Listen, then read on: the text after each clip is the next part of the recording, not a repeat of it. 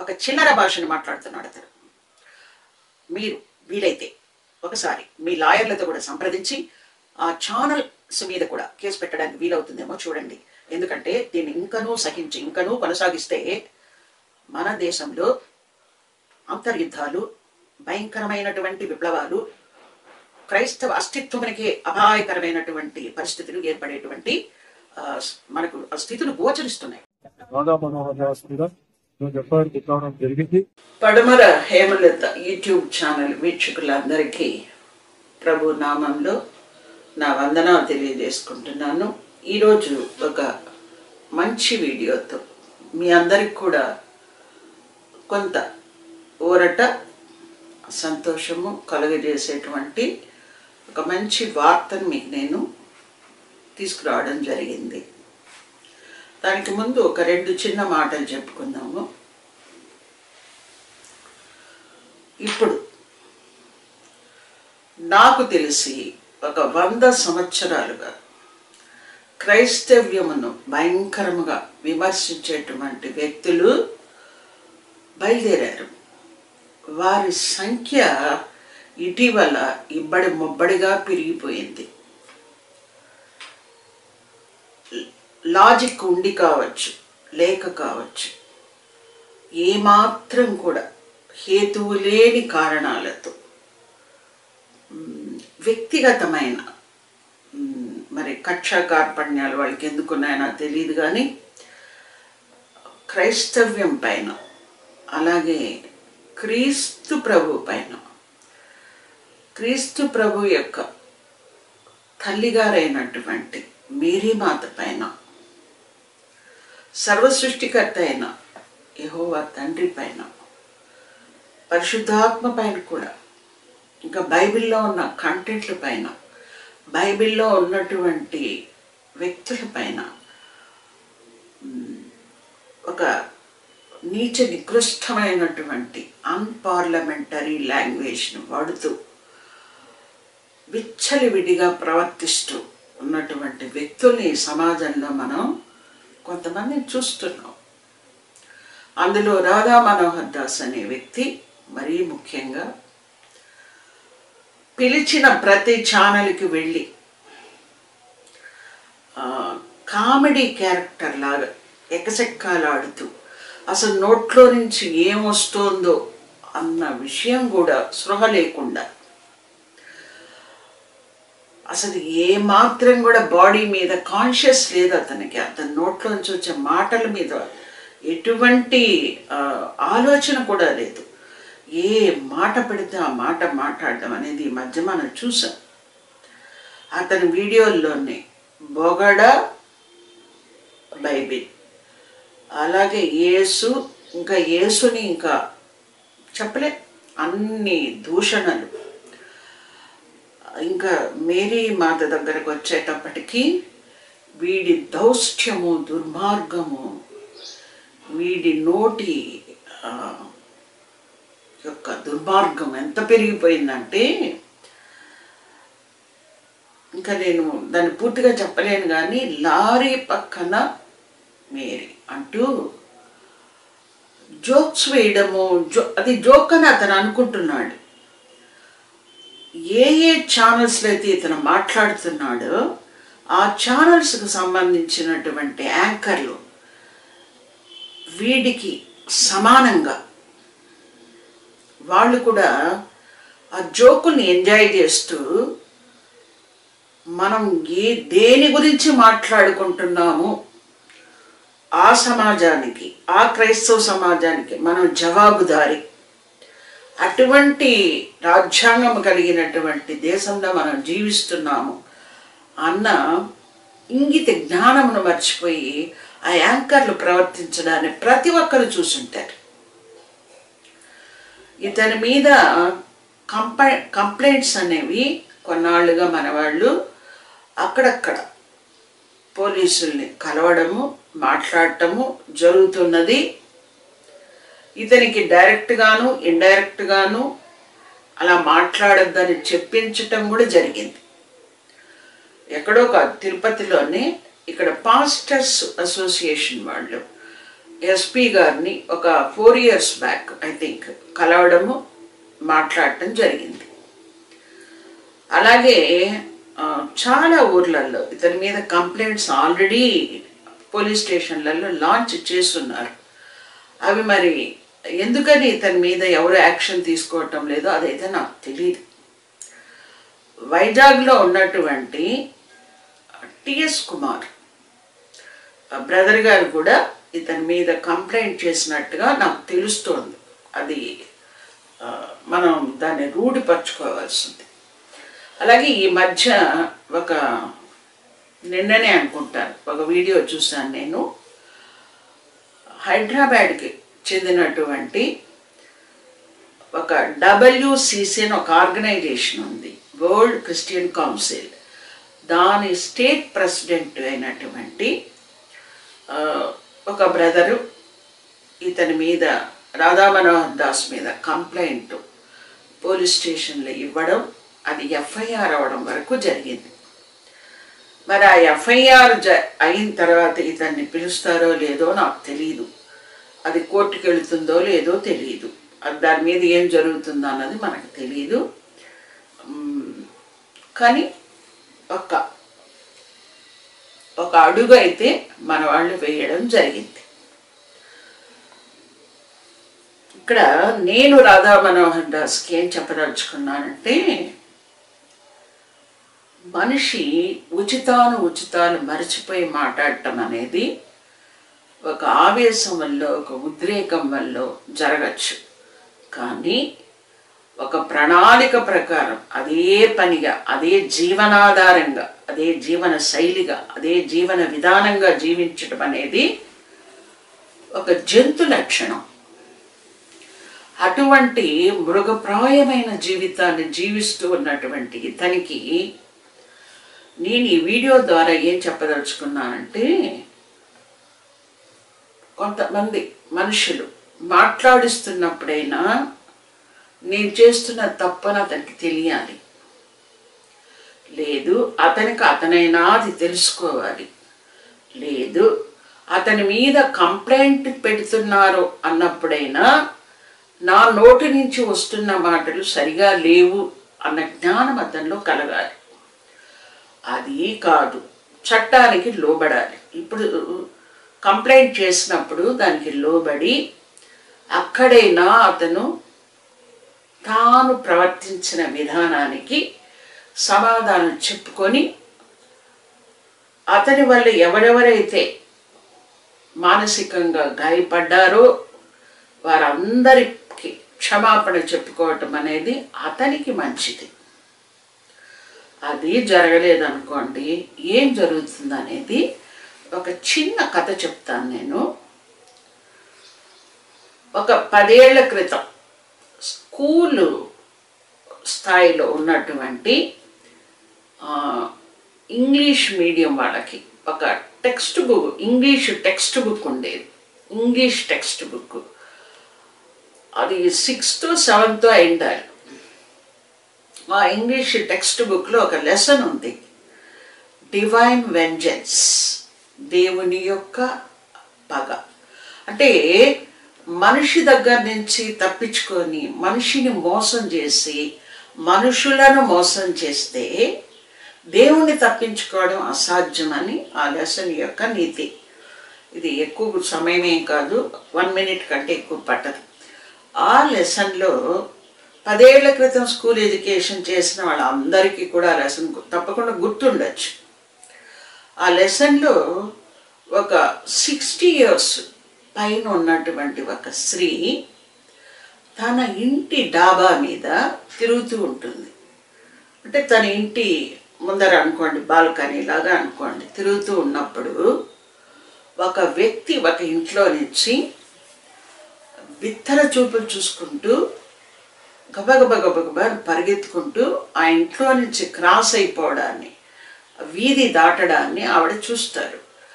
ఆ వీధి light, street light, ఆ స్ట్రీట్ ల్యాంప్ వెలుగులో అతని ఫేస్ని ఈమె చాలా స్పష్టంగా చూడగలుగుతుంది అన్నమాట.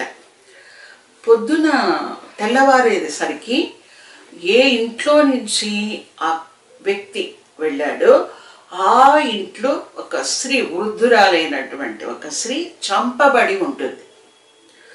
దాని నిమిత్తం పోలీసులు విచారణకి ఆ వీధిలోకి వచ్చినప్పుడు ఈ 60 ఏళ్ల స్త్రీ ఎవరైతే ఆ స్ట్రీట్ ల్యాంప్ వెలుగులో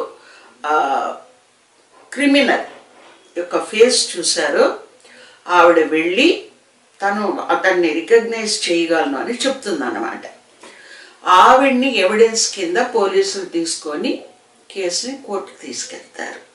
కోర్టులో అతను లాయర్ ఏం చేస్తాడంటే, ఇతనేనా మీరు గుర్తుపట్టగలరా అని అడిగినప్పుడు ఆవిడ చెప్తుంది, నేను చాలా స్పష్టంగా చూశాను, స్ట్రీట్ ల్యాంప్ వెలుగులో అతన్ని నేను చాలా స్పష్టంగా చూశాను, నేను గుర్తుపట్టగలను, ఇతనే అతను అని ఆవిడ చాలా కాన్ఫిడెంట్గా చెప్తున్నప్పుడు ఆ లాయర్ ఆమెని చాలా రకాలుగా క్రాస్ చేస్తాడు. అంటే నీకు వయసు అయిపోయింది, నీకు నిజంగా నీ కనుదృష్టి అంత బాగుందా, ఇలా అంతా ఆమెని కొంచెం మాట్లాడిన తర్వాత చివరికి ఏం చేస్తారంటే, ఎవడైతే ఈ క్రిమినల్ ఉన్నాడో క్రిమినల్తో పాటు పుట్టిన కవల ఉన్నాడు అనమాట, twins.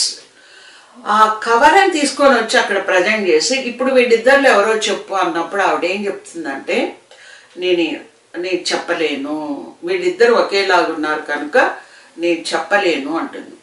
So benefit of doubt కింద ఆ కేసును కొట్టేసి జడ్జి ఆ క్రిమినల్ని కూడా వదిలేస్తాడు. ఆ క్రిమినల్ వాడి ట్విన్ కవల ఇద్దరు బయటకు వెళ్తారు. ఈవిడ చాలా భారంగా వేదనగా కోర్టులో నుంచి చిన్నగా బయటకు వస్తూ ఉంటుంది. ఈవిడ ఇంకా కోర్టు మెట్లు దిగలేదు, ఆ వయో వృద్ధురాలు కాబట్టి చిన్నగా తను వెనకాల మెల్లగా వస్తుంది.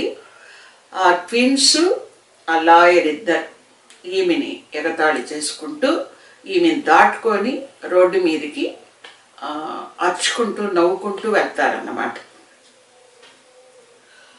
త్రుటి కాలంలో, రెప్పపాటు కాలంలో ఒక లారీ వచ్చి ఎవడైతే ఆ క్రైమ్ చేశాడో వాడిని ఆ లారీ ఢీకొనడం వల్ల కోర్టు మెట్ల ముందరే, ఏ కోర్టు దగ్గర న్యాయం జరగలేదో, ఏ కోర్టు దగ్గర వాడు న్యాయాన్ని వెక్కిరించి పారిపోవడానికి ప్రయత్నించాడో, తప్పించుకోవడానికి ప్రయత్నించాడో, ఆ కోర్టు వద్దే ఆ సాక్ష్యము చెప్పినటువంటి ఆ వయోవృద్ధురాలైనటువంటి ఆ స్త్రీ ముందరే, ఆ లాయర్ల ముందరే, ఆ జడ్జి ముందరే వాడు అక్కడికక్కడ చనిపోవడం జరిగింది.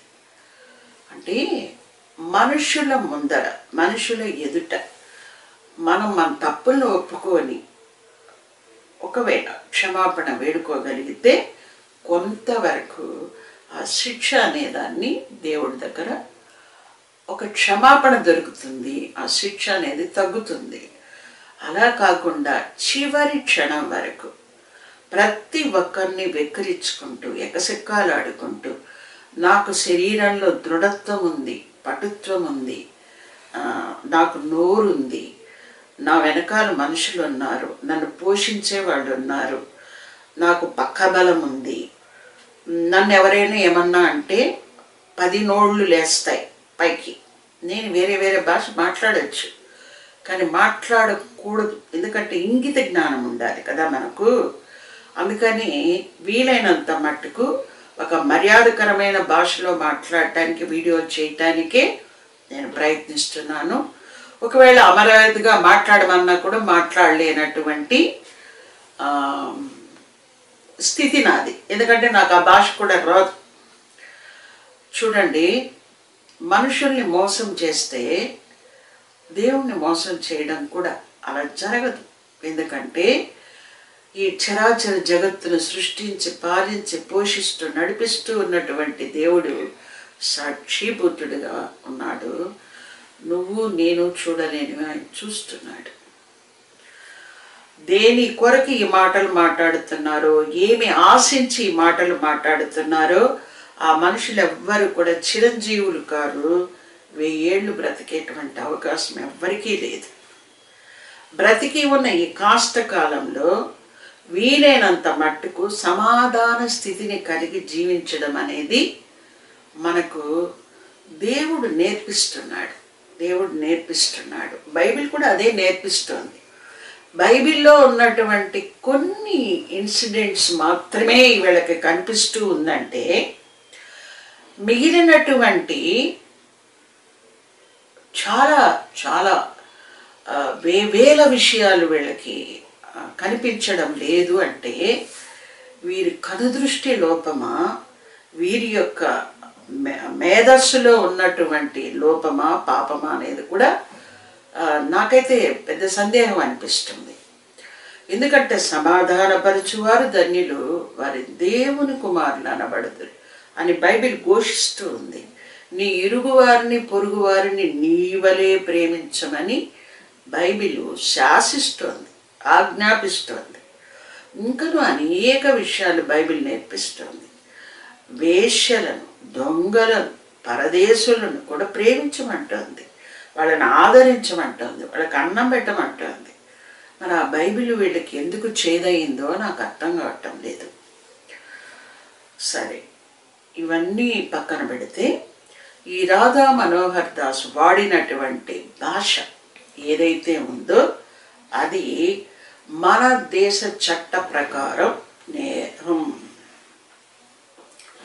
మన దేశ చట్టాలు అటువంటి భాషను వాడిన వాడిని వాడు మంచివాడని, వాడు అలా మాట్లాడొచ్చని చెప్పదు, ఒప్పుకోదు. అందుకని మనం వీలైనంత మట్టుకు సామరస్యంగా వీడియోలు చేసి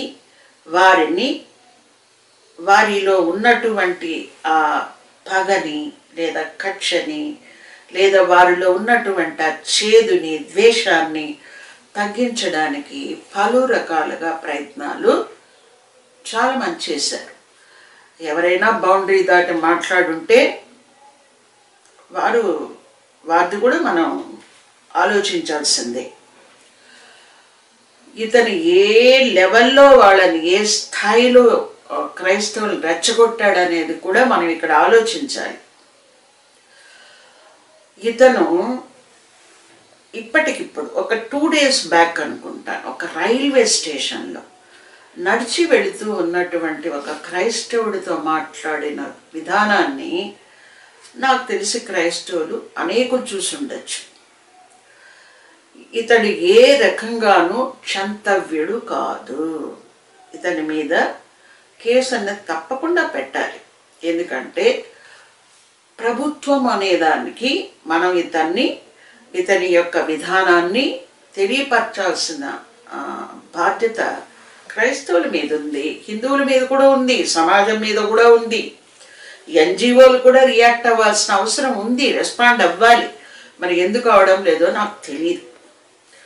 ఇతని మీద కంప్లైంట్ చేసి ఎఫ్ఐఆర్ వరకు తీసుకొచ్చినటువంటి WCC వారిని నేను దేవుడి నామంలో అభినందిస్తున్నాను. అలాగే మనకైతే బైబిలు తిరిగి తిట్టుటకు కానీ, అతని మీద ఫిజికల్ అటాక్, మ్యాన్ హ్యాండ్లింగ్ కానీ మనకు బైబిల్ ఏ రకంగానూ అటువంటి విషయాలను ప్రోత్సహించదు. ఆ విధంగా మనిషి శరీర గుణాలకి, శరీర కార్యాలకి లోబడ్డాన్ని బైబిల్ తీవ్రంగా ఖండిస్తుంది. కాబట్టి మనకున్నటువంటి ఒకే ఒక మార్గం ఏంటంటే, దేవుడు మనకు అనుగ్రహించినటువంటి రాజ్యాంగాన్ని మనం ఆధారంగా చేసుకొని ఈ విధంగా మనల్ని తిట్టి, మనల్ని, మన మతాన్ని, మనకు ఆరాధ్యుడైనటువంటి యేసు ప్రభువుని, వారి తల్లిగారిని, ఇతను మాట్లాడినటువంటి దూషణ వాక్యములను ప్రజెంట్ చేస్తూ కంప్లైంట్ చేయటం అనేది అది నిజంగా చాలా చాలా బాగుంది.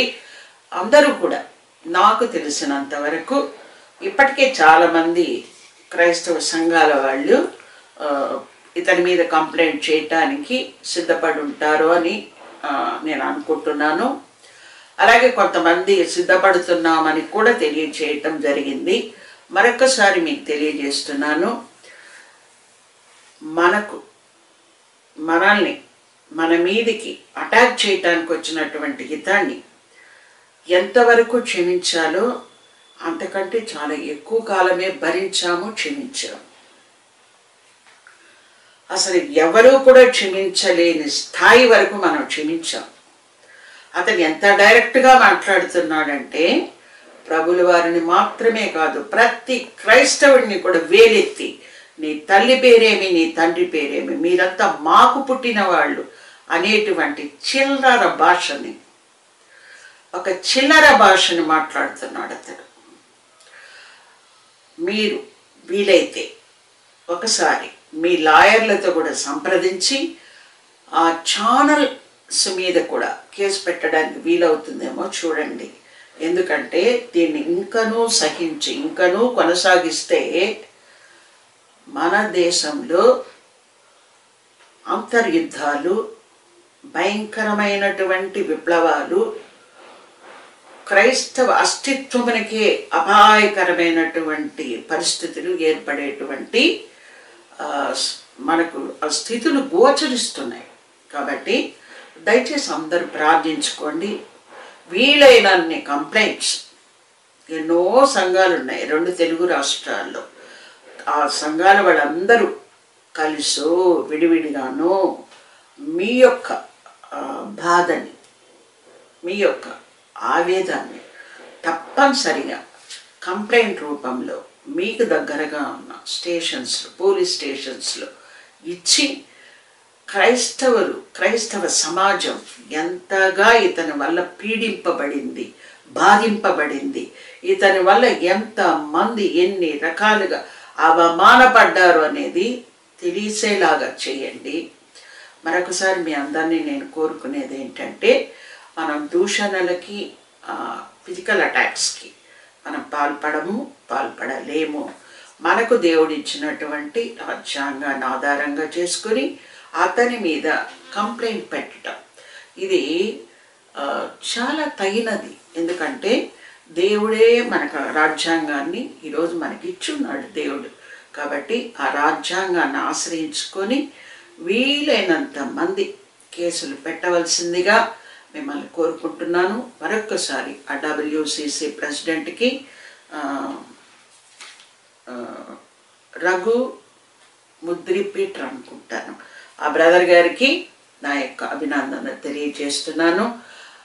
మీరు ప్రతి ఒక్కరు ఒకవేళ మీరు పెట్టలేని పరిస్థితుల్లో ఉంటే మీరు ఆ పెట్టగలిగిన వాళ్ళకి చెప్పి ఈ వీడియోను చూపించి వాళ్ళని కూడా కంప్లైంట్ పెట్టమని దయచేసి అటువంటి చర్యలు చేపట్టడానికి ప్రయత్నించండి. మన క్రైస్తవ్యాన్ని కాపాడుకోవాల్సిన పరిస్థితులు మనకే ఉంది. కాబట్టి దయచేసి మీరందరూ కూడా ఈ విషయాన్ని ఆలోచించవలసిందిగా మరొకసారి కోరుకుంటూ, అందరికి ప్రైజ్ ది లార్డ్. ఈరోజు మనం ఏదైతే అనుకున్నామో రాధా మనోహర్ దాస్ మీద జరిగింది. ఏ విధంగా బుక్ అంటారు, బైబిల్ పనికి వాళ్ళని అంటాను సార్ నేను పబ్లిక్ లో. మిగతా గ్రంథాలు కూడా అయ్యే కదండి సార్. ఇప్పుడు సార్ ఇప్పుడు మీకు నచ్చలేదు అనుకోండి, ఏ గ్రంథమైనా మీకు అది అప్ టు యూ. మీకు అర్థమైందా? ఇప్పుడు కారు వెనకాల ఆటో అని రాస్తే అది ఆటో అవ్వదు, ఆటో వెనకాల కారు అని రాస్తే కారు అవ్వదు. బ్రహ్మానందం గారి వీపు వెనకాల టీషర్ట్ మీద ప్రభాస్ అని రాస్తే ఆయన పొడుగు అవడం కాదండి. అలాగా పరిశుద్ధం అని రాసిస్తే అశుద్ధం పరిశుద్ధం అయిపోతుందా? చెప్పండి సార్, వింటాను సార్. ఇది మనుషుల ద్వారా రాయబడిన గ్రంథము బైబిల్ అంటున్నారు. తాగుబోతులు సార్ 44 మంది, ఎవరికి ఏంటి ఎప్పుడు 3 వస్తే రాశారు. చెప్పండి సార్. అందరికి ప్రైజ్ ది లార్డ్. నేను మీ రఘుముద్రి పీటర్. అందరికీ, ప్రతి పాస్టర్కి పిలుపునిస్తున్నాను. రాధా మనోహర్ దాసు విచ్చలవిడిగా నోటికి అదుపు లేకుండా బైబిల్ మీద, యేసు ప్రభు వారి మీద అనేకమైన మాటలు మాట్లాడుతూ దూషిస్తూ ఉన్నాడు. కాబట్టి వాడి మీద ఎఫ్ఐఆర్ బుక్ చేయడానికి ఈరోజు మేము సిద్ధమవుతా ఉన్నాం WCC నుంచి.